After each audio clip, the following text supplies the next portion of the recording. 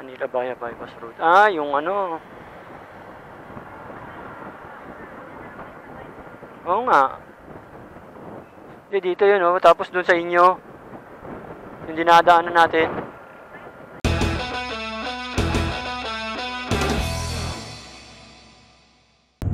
What is up mga katuting? And for today's video, dadaan tayo dito sa Gumaca Lopez Bypass Road dito sa Quezon. Yan, first time kong dadaan dito. And then dito natin masusubukan yung tatag ni Boyke o ni ADX 160, which is yung Bristol. Kasi maraming ahon dito, as in matatarik na ahon. So, try natin siya dito. And now, ito estimated ko nasa 40 degrees tong paahon na to. Yan o, overtake tayo ha. O diba, kayang-kaya ang lakas. Partida yan, meron akong OBR. Tsaka punong-puno yung top box ko. Plus meron akong dalawang ano ba tawag dito, yung chair sa dalawang side pannier ko. Ayan o, tarik ng ahon, pero kayang-kaya niya. Ito, medyo matarik na ahon to. Fully loaded ako ng itong ADX 160 ko with OBR. Ayan natin yung sagad niya. Ayan, naglalaro ako sa 60 plus.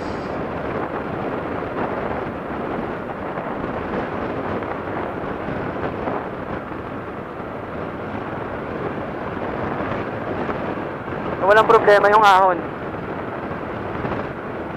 Partida, may aso pa oh. Grabe yung haba ng ahon nito. Kulang-kulang yata 2.5 kilometers tong paahon na to. Sobrang haba. Pero at least kayang-kaya pa rin, no? Yakang-yaka. Walang problema.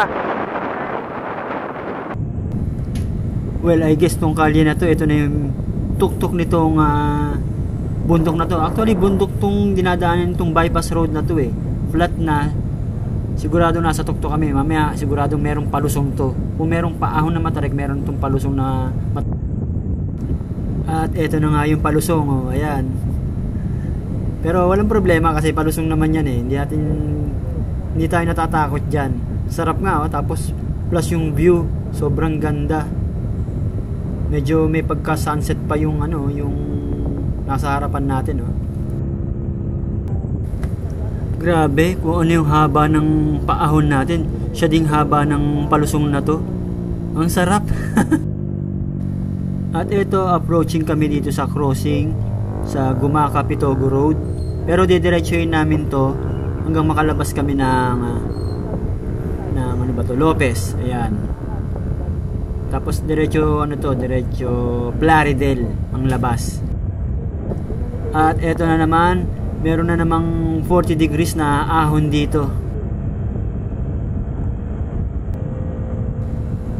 At eto na naman tayo sa isang mahabang ahon. Ayan o. Siguro nasa 50 degrees to. Medyo mas mataas ngayon ang ahon niya. Yan. Pero at least yung kalye, patag, maganda pa rin. Hindi pa nga tapos to eh. Paano pag tapos na? And yan, eto na naman. Meron na namang patag na daan. Sigurado nasa taas na naman tayo ng bundok.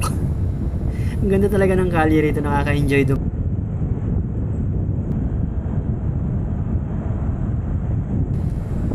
At again, meron na namang ahon. Medyo matarik-tarik to. Parang 50 to 60 yata ang ano nito. Ang ahon nito.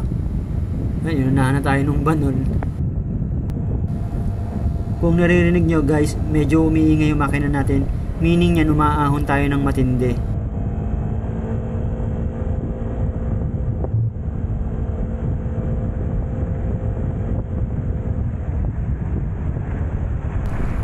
At ito medyo matarik to.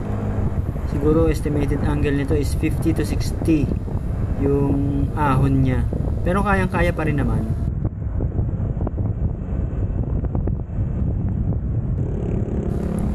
Ayos din tong bypass road na to eh, no? Aahon, lulusong, tas biglang papatag. Tapos ganoon na naman. Itong dinadaanan ko ngayon medyo matarik ha. Siguro mga nasa 50 to 70 yung inclined angle nito. Yung paahon niya. Sobrang tarik na talaga. Pero kayang-kaya pa rin naman.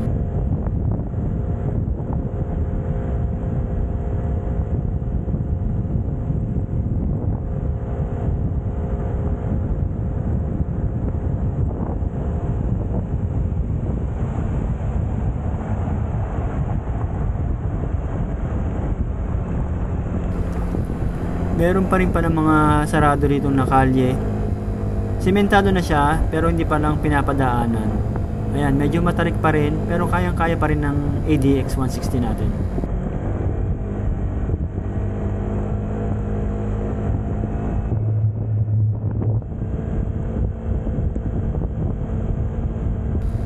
So yun, sa mga bumabiyahe o mga nagpaplanong bumiyahe from Manila to Bicol, pwedeng yung daanan tong bypass road na to.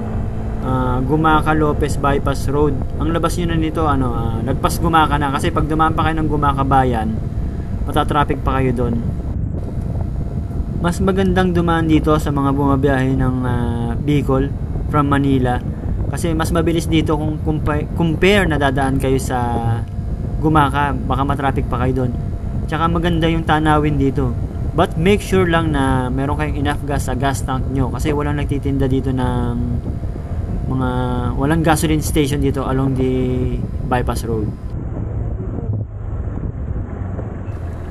And I think ito na yung yung pinaka peak nitong bypass road or bundok. Actually bundok to eh. Ayan kitang-kita naman natin nasa mataas na lugar tayo. Kitang-kita natin yung ibaba. Tara silipin natin. May dala tayo may upuan eh. So yun, saan kami dito sa ba to? Gumaca Lopez, sabi daw? Lopez Gumaca Bypass. Hindi, Lopez Plaridel. Lopez Gumaca Bypass Road, yun. Kasi last napunta namin dito, wala pa tong bypass road na ganito eh. Yun yung simula doon sa Gumaca. Gumaca ba yun? Pag Gumaca na ba yun nung tayo? O yun, sa Gumaca. Salip na dumaan tayo dyan sa coastal. Pag hanggang Atimonan, nagkaroon ng bypass dito sa kalye. Nagkaroon ng bypass na road dito. Ayun, ganda ng view.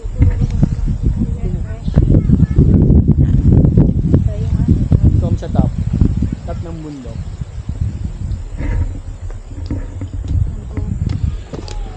Sarap ng bochi.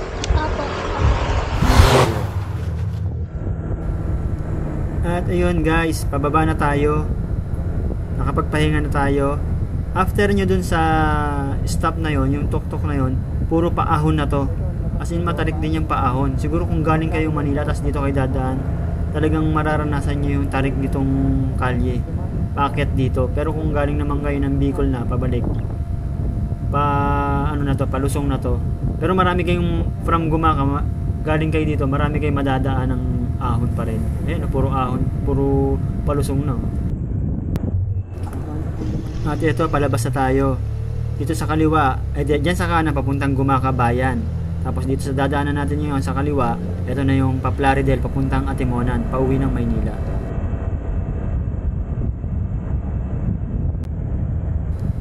And that's all for our today's video. So don't forget to like, share, and subscribe WDC channel, and thank you for watching guys. Baboos, shiz!